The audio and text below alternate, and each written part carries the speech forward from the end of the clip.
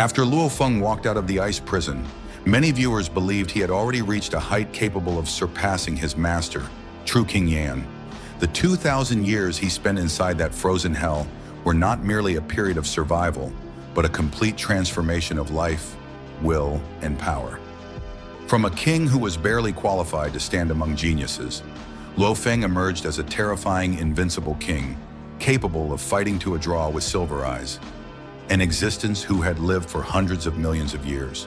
The ice prison rewrote his foundations, pushed his body to the absolute limit, and sharpened his law comprehension to the peak of the king's ceiling stage. Yet even with this explosive growth, he had not surpassed True King Yan.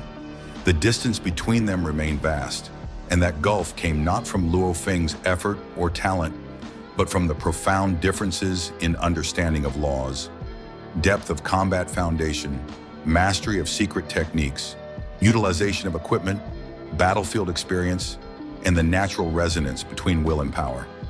Although Luo Feng fought Silver Eyes to a standstill, this achievement was more of a reflection of the primeval beast body's potential, his extreme endurance, and the explosive power of his self-devised secret techniques rather than a demonstration of law comprehension. The core strength of an immortal life form is not power in a raw sense, but the mastery of laws, the kind of mastery that determines the ceiling of all combat forms. In this regard, True King Yan stands in a realm that Luo Feng could not yet touch. As the founder of the Nine Universes lineage, True King Yan broke through to the fourth level of the Beast God fusion path, achieving a fusion of Earth and space laws that even early-stage universe venerables struggle to reach. His space law comprehension far surpasses many venerables, and he once confronted initial-stage universe venerable Luo Feng head-on, depending solely on the power of laws. When Luo Feng emerged from the ice prison, his law comprehension was still confined within a single framework, unable to step into the realm of fusion laws.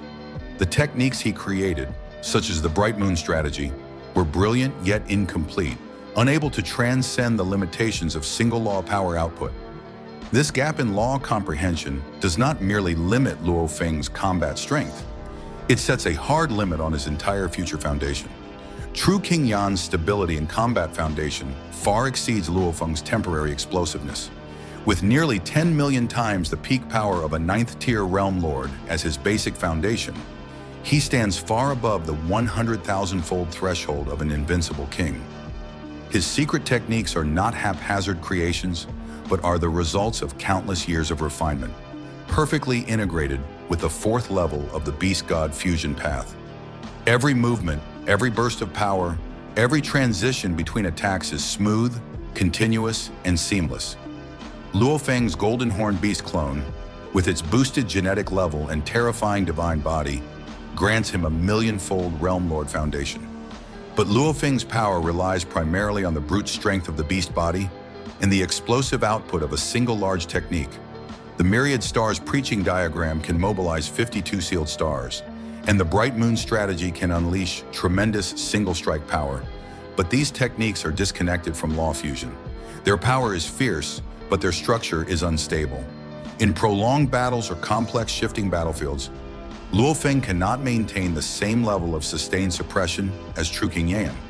His strength shines in sudden bursts, but the True King's strength is a continuous and holistic system. Equipment compatibility is another decisive dividing line. Luo Feng indeed holds the Star Tower, the strongest soul-type treasure in the entire universe. But at this early stage, his ability to control it is extremely limited.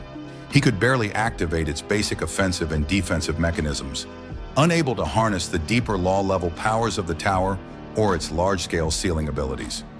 True King Yan's equipment, although not supreme, is fully integrated with his body, his law foundation, and his combat rhythm. The staff he uses is not simply swung, it resonates with the Earth-Space fusion law, multiplying each strike's efficiency. His boots allow him to merge with space itself, performing movements that Luo Feng cannot yet replicate. Harmony between man and treasure is not determined by value but by synchronicity. Despite Luo Feng holding the universe's strongest treasure, he had not yet earned the right to fully wield it. True King Yan's mastery of his own equipment allows him to deliver stable, efficient, and continuous suppression in every exchange. Luo Feng's overwhelming but uncontrolled star tower advantage could not bridge the law gap between them. The difference in battle experience is another insurmountable chasm. True King Yan has remained stationed in Chaos City for countless years, observing the rise and fall of countless geniuses while personally participating in innumerable battles in the outer regions. He possesses a deep understanding of the strengths, weaknesses, and behavioral patterns of the strong across many races. His record includes slaying the King of Barking and suppressing 7 strong king-level immortals, including Nightmare Candle King, with aura alone. His ability to read the battlefield, control space, manipulate timing, and break apart an opponent's rhythm far outstrips Luo Feng's still limited exposure. The opponents Luo Feng faced in the ice prison were criminals whose tactics were blunt and repetitive. His victories were often achieved through endurance, brute strength, or outmaneuvering them with speed. Against True King Yan, such direct methods would be ineffective. True King Yan's spatial domain would lock down Luo Feng's movements, dissecting his strategies before he could act. Luo Feng's explosive openings would be neutralized, and within a few exchanges, he would be forced into a defensive posture that he could not easily escape. Finally, Soul Will and its compatibility with laws form a hidden but decisive battlefield. Luo Feng's experiences inside the ice prison, surviving a soul-devouring beast's ambush and resisting Silver Eye's illusions, did significantly elevate his soul strength. But Luo Feng's will lacked the resonance with laws that only long years of immersion could produce.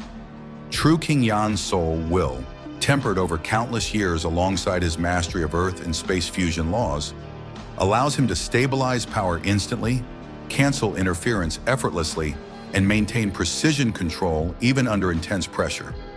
Luo Feng, in contrast, often relies on the brute stability of his divine body. When suppressed or disrupted, he needs time to adjust, and this delay is fatal in high-level combat. So even if Luo Feng's ice prison breakthrough was astonishing, even if his physical power reached a towering peak, even if his potential surpassed the heavens themselves, he still had not reached the level to surpass his master. True King Yan's power was comprehensive, rooted in absolute mastery of laws, the perfect unity of technique and foundation, unmatched battlefield instinct, total control over equipment, and a soul will hone to resonance with the very essence of space. Luo Feng's strength would eventually outstrip True King Yan. This is inevitable, written into his destiny as the future strongest in the universe. But at the moment he walked out of the ice prison, his brilliance was that of a rising star, dazzling but not yet eternal. True King Yan remained a mountain that Luo Feng had not yet climbed, a peak that still stood above him, a reminder that in the universe of Swallowed Star, talent may determine one's potential, but the depth of accumulation determines one's height. This is a comparison between a genius at the beginning of his rise and a powerhouse who has refined himself for countless ages. Luo Feng's future is limitless, but at that moment, the one still standing higher was True King Yan. And this entire analysis is simply my personal interpretation of the story. If you disagree, feel free to see it from your own perspective. After all, Swallowed Star is vast, and every reader's experience is unique.